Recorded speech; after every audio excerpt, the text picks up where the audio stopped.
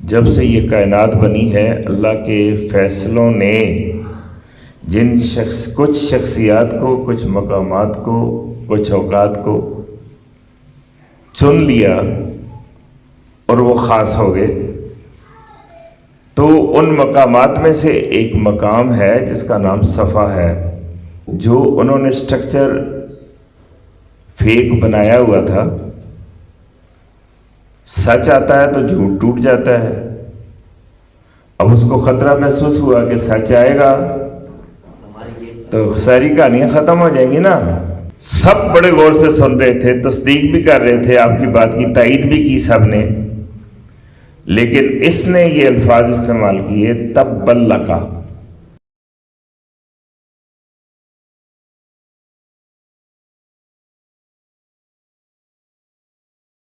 بسم اللہ الرحمن الرحیم۔ تبت یدا ابی لہب وتب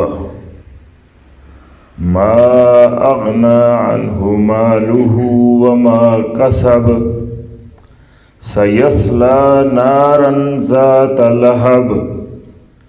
وامرأتہ حمالۃ الحطب فی جیدہا حبل من مسد۔ صدق اللہ العظیم۔ معزز حاضرین، سامعین اور ناظرین، السلام علیکم ورحمۃ اللہ وبرکاتہ۔ اللہ تبارک و تعالیٰ کے پیارے کلام قرآن مجید فرقان حمید میں سے سورہ لہب، جس کو سورہ مسد بھی کہا جاتا ہے، آپ کے سامنے تلاوت کرنے کا شرف حاصل ہوا۔ توقیفی اعتبار سے یعنی موجودہ قرآنی ترتیب کے لحاظ سے اس سورہ مبارکہ کا نمبر 111 اور نزولی اعتبار سے اس کا نمبر ہے 6، اور اس میں 5 آیات ہیں۔ اللہ تبارک و تعالی سے دعا ہے کہ ہمیں قرآن کریم کو کما حقہ اپنانے کی توفیق عطا فرمائے۔ سب سے پہلے جو اللہ کا مبارک کلام تلاوت کیا گیا ہے اس کا مختصر مفہوم آپ کے سامنے پیش کر رہا ہوں۔ ارشاد فرمایا تبت یدا ابی لہب وتب۔ ابو لہب کے دونوں ہاتھ ٹوٹ گئے اور وہ خود بھی ہلاک ہوا۔ ما اغنی عنہ مالہ وما کسب، اس کے کچھ بھی کام نہ آیا اس کا مال اور نہ جو اس نے کمایا۔ سیصلی نارا ذات لہب، عنقریب وہ شعلے مارنے والی آگ میں گرے گا، پڑے گا، واصل ہوگا۔ وامرأتہ، اور اس کی جو بیوی ہے، حمالۃ الحطب، جو ایندھن اٹھائے پھرتی ہے،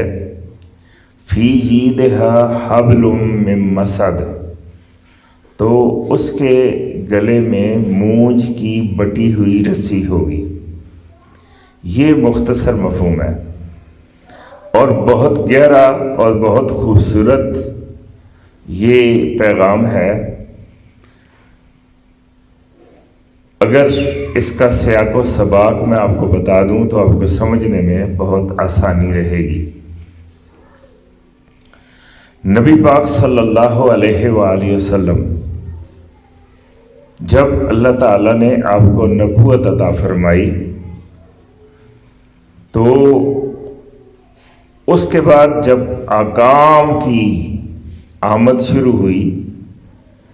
تو حکم آیا وَأَنذِرْ عَشِيرَتَكَ الْأَقْرَبِينَ، اے نبی محترم صلی اللہ علیہ وسلم، آپ کے جو قریبی عزیز رشتہ دار ہیں سب سے پہلے ان کو اللہ کا خوف دلائیں، ان کو ڈرائیں۔ اور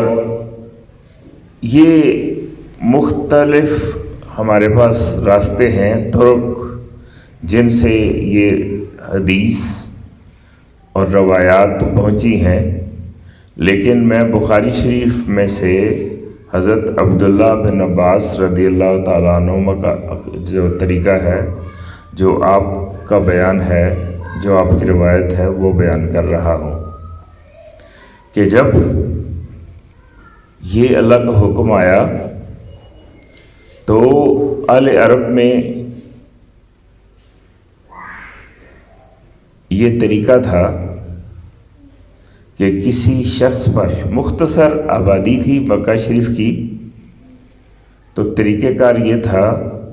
کہ اگر کوئی ناگہانی آفت آ رہی ہو، کوئی غلط اطلاع پہنچی ہو، اور جو جس شخص تک پہنچی ہو وہ اس دور کا سوشل میڈیا یہ اختیار کرتا تھا کہ وہ بلند پہاڑی پہ چڑھ کے کپڑے اتار دیتا تھا اور برہنہ ہو کر یہ صدا لگاتا تھا، یا صباحا، یا صباحا۔ تو یہ بڑے خطرے کی علامت سمجھی جاتی تھی، اور انہوں نے یہ دستور اپنایا ہوا تھا کہ پھر سارے جمع ہو جاتے تھے، اور جب سارے جمع ہو جاتے تھے تو پھر ان کو، جس طرح آج ہم اپنی خبریں پھیلاتے ہیں، اس طریقے سے جن لوگوں کو نئے آنے والے اقدام، نئے آنے والے خطرے، نئی آنے والی بات، نئی آنے والی اطلاع، اس کی جب خبر نہیں ہوتی تھی تو سب کو ہو جاتی تھی۔ تو نبی پاک صلی اللہ علیہ وآلہ وسلم نے یہ طریقہ اختیار فرمایا، لیکن ایک ترمیم کے ساتھ، اور یہ اصول ہمیں دیا گیا، خذ ما صفا و دع ما قدر، جو اچھی بات ہو وہ لے لو اور جو بری ہو اس کو ترک کر دو۔ تو چونکہ دعوت دینا یا اکٹھے کرنا کسی اچھے مقصد کے لیے یہ ضرورت بن گئی، جب کہا گیا کہ اپنے اقربا کو آپ ڈرائیں، لیکن کپڑے اتار کے یہ آواز دینا یہ ایک واہیات حرکت تھی۔ آپ نے کپڑے تو نہیں اتارے، لیکن آپ پہاڑی پہ چڑھے اور یا صباحا یہ آپ نے آوازیں بلند کیں، تو سارے کے سارے لوگوں نے پوچھا ایک دوسرے سے کہ یہ کدھر سے آئی آواز، پھر سارے جمع ہوئے، تمام کے تمام جو اس علاقے میں مقیم قبائل تھے وہ جمع ہوئے، اور یہ روایات میں لکھا ہے جو خود نہیں آ سکے وہ انہوں نے کسی نہ کسی کو بھیجا کہ جا کے سنو یہ کیا، کون کیا کہہ رہا ہے۔ اب جس پہاڑی پہ آپ چڑھے وہ پہاڑی ہے کوہ صفا، اور صفا کا مطلب ہوتا ہے، یہ تصفیہ سے ہے، اور یہ اللہ تعالیٰ نے قرآن مجید میں اس کا ذکر بھی فرمایا ہے، ان الصفا والمروۃ من شعائر اللہ، کہ صفا اور مروہ اللہ کی نشانیوں میں سے ایک نشانیاں ہیں۔ یہ وہ پہاڑی ہے جہاں سے ہمارے حج اور عمرے کا رکن سائی جو ہوتی ہے اس کا آغاز ہوتا ہے، صفا سے مروہ، پھر مروہ سے صفا، پھر صفا سے مروہ، یہ 7 چکر اس طرح سے ہوتے ہیں. اور یہ پہاڑی جو ہے بڑی اہم اس وجہ سے کہ یہاں سے ہماری محترمہ، ہمارے ماں باپ، ہماری نسلیں ان پر قربان ہوں، حضرت حاجرہ سلام اللہ علیہا، انہوں نے اپنی جد و جہد کا آغاز بھی صفا سے کیا تھا، اور پھر نبی پاک صلی اللہ علیہ وآلہ وسلم نے جب اپنی دعوت کا آغاز کیا تو پھر یہ کوہ صفا، یہ وہی پہاڑی ہے جہاں سے آپ نے آواز دی اور سارے لوگ اکٹھے ہوئے. اور قبل اس کے کہ میں آگے چلوں، آپ کو ایک اور بھی خاص بات کوہ صفا کے بارے میں بتاتا چلوں کہ یہ بھی کوہ صفا کو اہمیت حاصل ہے کہ قیامت کی جو بڑی بڑی نشانیاں، بڑی بڑی علامات، بڑے بڑے آثار جب ظاہر ہوں گے تو جس حدیث میں 10 بڑی نشانیاں بیان ہوئی ہیں اس میں یہ لکھا ہے کہ جس دن سورج مغرب سے طلوع ہوگا اس دن یا اس سے اگلے دن یہ صفا پہاڑی جو ہے، ویسے ہی اتفاقاً یہ میں اس وجہ سے بیچ میں جملہ معترضہ بیان کر رہا ہوں کہ ایسے ہی نہیں، یہ اللہ کی نشانیاں ہیں. جب سے یہ کائنات بنی ہے اللہ کے فیصلوں نے کچھ شخصیات کو، کچھ مقامات کو، کچھ اوقات کو چن لیا اور وہ خاص ہو گئے. تو ان مقامات میں سے ایک مقام ہے جس کا نام صفا ہے. اب اس کے امتیازات میں نے بیان کیے کہ حضرت حاجرہ نے بھی اپنی سعی و عمل، جد و جہد کا آغاز یہاں سے کیا. پھر اللہ تعالیٰ نے ہمارے لیے یہ ایک سنت جاریہ بنا دیا کہ ہم بھی اپنی سعی کرتے ہیں، صفا سے شروع کرتے ہیں. نبی پاک صلی اللہ علیہ وسلم نے اپنی دعوت کا آغاز صفا سے کیا، اور یہ والا جو ابتدائی اور افتتاحی خطاب ہے اس کو بھی میں آپ سے گزارش کروں گا کہ کسی وقت بڑے غور سے آپ پڑھیے. اور ایک آپ کا آخری خطاب جس کو خطبہ حجۃ الوداع کہا جاتا ہے، اور اس کو دنیا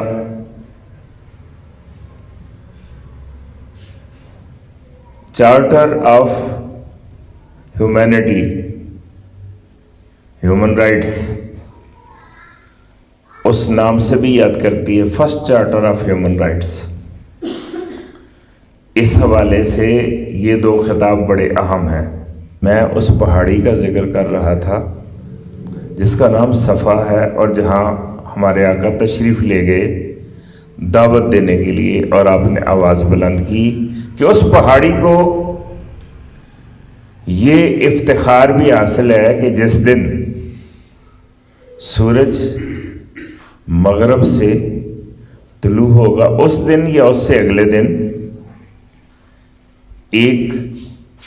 زلزلہ برپا ہوگا. ایک جگہ یہ بھی لکھا ہوا ہے، ایک جگہ زلزلے کے بغیر یہ لکھا ہوا ہے کہ کوہ صفا جو ہے یہ پھٹے گا، جس طرح کہ پتھر پھٹا تھا اور صالح علیہ السلام کی اونٹنی نکلی تھی، تو اسی طرح کوہ صفا پھٹے گا اور اس میں سے دابۃ الارض نام کا ایک جانور نکلے گا. اور وہ جانور اپنی حیت کے اعتبار سے بھی اور اپنے عمل کے اعتبار سے بھی محیر العقول اور حیران کن ہوگا. لکھا ہوا تو یہ بھی ہے کہ وہ اس میں اس کے ایک ہاتھ میں عصائے موسیٰ ہوگا اور ایک ہاتھ میں مہر سلیمانی ہوگی، اور یہ تو ہر جگہ لکھا ہوا ہے، ہر روایت میں، کہ وہ انسانوں کی طرح باتیں کرے گا، جانور ہونے کے باوجود انسانوں کی طرح باتیں کرے گا۔ اور اس کی اگلی جو حیران کن صفت ہے وہ یہ ہوگی کہ وہ اس قدر برق رفتاری سے پوری دنیا کا چکر لگا لے گا کہ جتنا آج تک کسی نے سنا بھی نہیں ہوگا، دیکھا بھی نہیں ہوگا۔ لیکن اس چکر کے دوران وہ ایک کام کرے گا، تو جنہوں نے عصائے موسوی اور مہر سلیمانی کا ذکر کیا، وہ اس حوالے سے کہتے ہیں کہ جو برا انسان ہوگا، کافر ہوگا، اللہ کا منکر ہوگا، اس کو وہ عصائے موسوی سے چھوئے گا، اور جو اللہ کے دوست ہوں گے ان کو وہ مہر سلیمانی سے چھوئے گا۔ واضح ہو جائے گا کہ یہ مومن ہے اور یہ کافر۔ یہ دعوت اللہ ہے، لیکن یہ ہمارا موضوع نہیں ہے، یہ بیچ میں آ گیا تو میں نے کہا کہ آپ کو ذرا پورا تعارف ہو جائے کہ صفا، جہاں صفا اور مروہ کے درمیان جو دوڑتے ہیں، یہ کتنی اہم جگہیں ہیں کہ جو اللہ تعالیٰ نے سنت جاریہ جس کو بنایا۔ اور یہ محض اتفاق نہیں ہے کہ نبی پاک صلی اللہ علیہ وسلم نے اپنی دعوت کا آغاز یہاں سے کیا،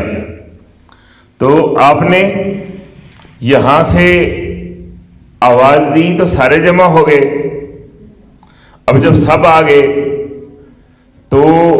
آپ نے پہلے ان سے اپنے بارے میں پوچھا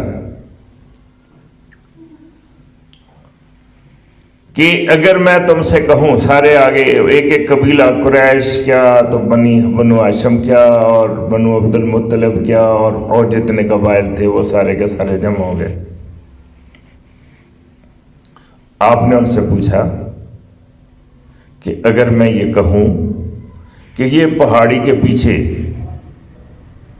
ایک لشکر جرار ہے جو تم پر حملہ آور ہونا چاہتا ہے، کیا تم مان لو گے؟ تو آپ کا یہ کہنا تھا، بعض کتابوں میں اس طرح لکھا ہے کہ کئی لوگوں نے اپنے پیروں کو اٹھا اٹھا کے دیکھا کہ دوسری طرف جا کے کہ سچ مچ موجود نہ ہو، ہمارے ادھر ہوتے ہوئے حملہ آور نہ کر دے۔ ان کو نظر نہیں آیا کچھ بھی، لیکن اس کے باوجود سب کا مشترکہ جواب یہ تھا کہ آپ کو ہم نے ہمیشہ صادق اور امین پایا ہے، اس لیے اگر آپ یہ فرمائیں گے تو ہم مان لیں گے کہ واقعی ایسا لشکر ہے جو ہم پر حملہ آور ہونے والا ہے۔ تو اس کے بعد آپ نے ایک پورا خطبہ شروع کیا جس میں سب سے پہلے توحید بیان کی، اور یہ اولین شاک تھا ان کے لیے، کیونکہ وہ اپنے اپنے بت، اپنے اپنے استھان اور اپنے اپنے پیداوار کا اور کمائی کا ذریعہ بنا چکے تھے۔ تو یہ چیز پہلی چیز تھی جو ان کے لیے حیران کر دینے والی تھی۔ اس کے بعد آپ کا پورا خطبہ ہے، اگر کبھی ٹائم ملے تو حفیظ جالندری نے جو شاہ نامہ اسلام لکھا ہے اس میں ایک عنوان قائم کیا ہے، پہاڑی کا واز۔ اس میں اس واقعے کو تفصیل سے بیان کیا، لیکن ایک شعر میں اس کا خلاصہ جو آپ نے بیان فرمایا کہ نبی پاک صلی اللہ علیہ وسلم نے جو فرمایا، تمہارے سامنے میں دعوت اسلام لایا ہوں، جو ابراہیم لائے تھے وہی پیغام لایا ہوں۔ یعنی جس طرح ابراہیم علیہ السلام مکمل موحد، پکے توحیدی، وجتنب الاوثان وجتنب قول الزور کی تصویر تھے، کہ اللہ تعالیٰ نے حکم دیا تھا کہ بتوں سے بھی بچنا ہے اور جھوٹ سے بھی بچنا ہے۔ تو آپ نے اس کا خلاصہ یعنی حفیظ نے جو بیان کیا وہ ان الفاظ میں بیان کیا ہے، لیکن یہ باتیں بڑی ڈیٹیل سے بیان کی ہیں۔ اگر ان کی ہی تشریح کی جائے تو پھر آج وہ بھی بہت بڑا موضوع بن سکتا ہے، لیکن میں نے جو سورہ مبارکہ تلاوت کی ہے میں اس کی تشریح چاہتا ہوں کہ مختصر بیان کر دی جائے۔ تو ہوا یہ کہ یہ دعوت جب آئی، رسالت کی بلند پکار جب سب نے سنی، تو جیسا کہ ہوتا آیا ہے تاریخ میں یہ ہوا، اللہ تعالیٰ نے فرمایا نا یا حسرتن علی العباد، ایک تو وہ لوگ ہوتے ہیں جو عوام الناس ہوتے ہیں، جن کو بیکورڈ رکھا جاتا ہے اور جن کو شعور ہی جن کا کامل نہیں ہوتا ہے، اور وہ دوسروں کے نرغے میں پھنسے ہوتے ہیں، اور ان کا رویہ یہ ہوتا ہے کہ اتنے مانوس صیاد سے ہو گئے، اب رہائی ملے گی تو مر جائیں گے۔ تو نہ صرف گرفتار ہوتے ہیں بلکہ گرفتار کرنے والوں سے پیار بھی کر رہے ہوتے ہیں، کہ آپ ان کا اندازہ سٹیٹس لگا لیں کہ جس کو ڈاکو سے پیار ہو جائے، چور سے پیار ہو جائے، اپنے دشمن سے پیار ہو جائے، وہ کیا انسان ہوگا۔ تو عوام الناس عموماً اس کیفیت میں گرفتار ہو جاتے ہیں، جیسے آج کل ہم اپنے فرعون خود چنتے ہیں، ان کے حق میں نعرے لگاتے ہیں، پھر ان کو بھگتتے ہیں۔ تو اللہ تعالیٰ نے فرمایا یا حسرتن علی العباد، افسوس ہے ان بندوں پر، ما یاتیہم من رسول الا کانوا بہ یستہزئون، یہ سورہ یاسین میں ارشاد فرمایا ایک بھی رسول ایسا نہیں ہے جس کے ساتھ انہوں نے مذاق نہ کیا ہو۔ یہ عوام الناس عباد، یہ اس لیے کہ ان کی تربیت میں خامیاں ہوتی ہیں اور وہ اپنا سب کچھ اپنے دشمنوں کو سمجھ لیتے ہیں، اور جو ان کے دشمن ہوتے ہیں ان کو وہ محسن سمجھتے ہیں، اور محسن کا ان کو پتہ ہی نہیں ہوتا کہ محسن ہوتا کیا ہے۔ جب اللہ محسن بھیجتا ہے تو اس کے ساتھ دشمنی شروع کر دیتے ہیں۔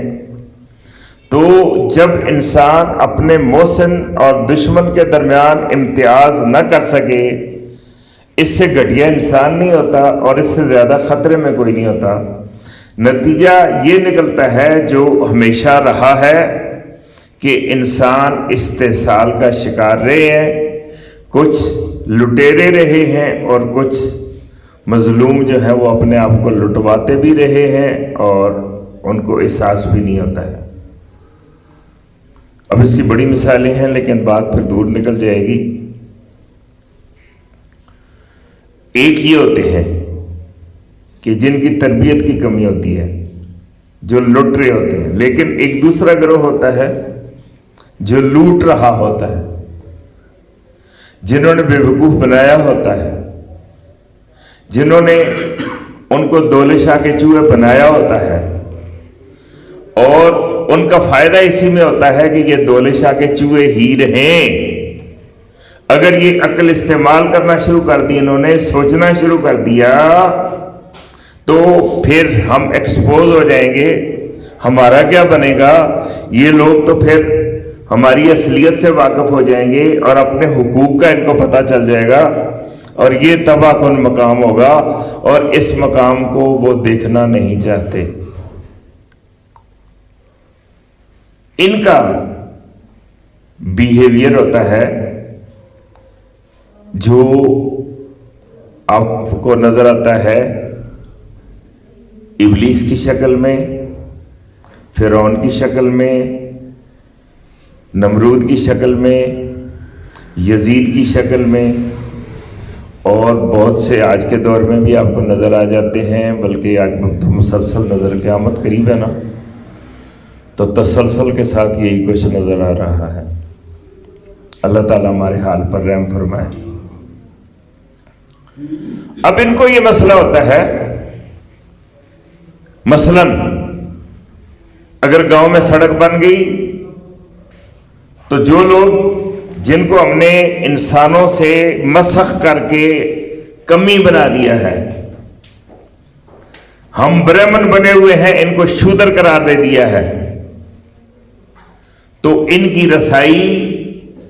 شہروں تک ہو جائے گی۔ اگر ہمارے علاقے میں اسکول کھل گیا، کالج بن گیا، یونیورسٹی بن گئی، تو پھر ان میں عقل، شعور، علم جب بڑھے گا تو علم کے بڑھنے سے کبھی بھی سچ کو خطرہ نہیں ہوتا، ہمیشہ جھوٹ کو خطرہ ہوتا۔ اس لیے جو جھوٹے ہوتے ہیں وہ یہ چاہتے ہیں کہ علم نہ پھیلے، سچ کو نہ پھیلایا جائے، سچ پر پردے پڑے رہیں، اور اس کے مقابلے میں جھوٹ کو فروغ دیا جائے۔ گاؤں میں ڈیم بن گیا تو بننے لگا تھا، پلان کا اعلان ہوا تو چودھری صاحب نے تمام گاؤں کو اکٹھا کیا۔ انہوں نے کہا دیکھیں یہ آپ پانی ہے، جب اللہ نے اس میں بجلی ڈالی ہے تو ان کو نکالنے کی کیا ضرورت ہے؟ تو جب بجلی ہی تو اصل چیز ہے جس سے ہر چیز آپ کی پلتی ہے، فصلیں پلتی ہیں، اور جب اس میں سے بجلی نکل گئی تو پیچھے پھونکے پانی کو تم کیا کرو گے؟ اب نتیجہ یہ ہے کہ جس طرح وہ نعرہ بازی شروع ہوتی ہے، نعرہ بازی، جلوس، جلسے شروع ہو گئے اور لوگوں نے احتجاج شروع کر دیا، حتیٰ کہ وہ منصوبہ ختم کر دیا گیا۔ حالانکہ یہ تشریف لائے ہیں جمیل صاحب، یہ انجینئر ہیں چونکہ، تو یہ بھی جانتے ہیں، آپ سب حضرات بھی جانتے ہیں کہ وہ پوٹینشیل انرجی ہے جو کائنیٹک انرجی میں بدلتی ہے، پھر اس کو الیکٹرک انرجی میں، انرجی اپنی فارمز تبدیل کرتی ہے، تو اس سے کوئی فرق نہیں پڑتا ہے۔ تو لیکن اس نے یہ فلسفہ، یعنی اندھے نے اندھے کو دھکا دیا تو دونوں کنویں میں گر گئے۔ خود جانتا کچھ نہیں، ان کو چاہتا نہیں کہ ان کو کچھ معلوم ہو، اور ان کو غلط پٹی پڑھا رہا ہے اور بھڑکا دیا ہے، اور نتیجہ یہ کہ اپنے مفاد کے مخالف وہ بولنا شروع ہو گئے۔ یہی کام کیا ابو لہب نے۔ ابو لہب، اس کا بھی میں تعارف کرواتا ہوں کہ یہ بنو ہاشم سے تھا، حضرت عبد المطلب کا جو آپ کے بیٹے تھے ان میں سے ایک یہ بھی بیٹا تھا، نبی پاک صلی اللہ علیہ وسلم کا چچا تھا، اور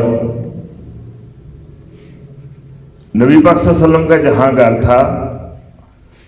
ان کے گھر میں اور ابو لہب کے گھر میں بس ایک دیوار تھی، یعنی بالکل ایڈجیسنٹ، ساتھ والا گھر تھا۔ ابو لہب کا گھر بالکل ہمسایا، ایک دیوار کی دوری ہے، قفس توڑ سکتے تو چمن میں ہوتے۔ سب بڑے غور سے سن رہے تھے، تصدیق بھی کر رہے تھے، آپ کی بات کی تائید بھی کی سب نے، لیکن اس نے یہ الفاظ استعمال کیے، تبًّ لک، تم تباہ ہو جاؤ، معاذ اللہ معاذ اللہ، الہٰذا جمعتنا، کہ صرف اس مقصد کے لیے تم نے میں جمع کیا۔ جو مکہ شریف کی جو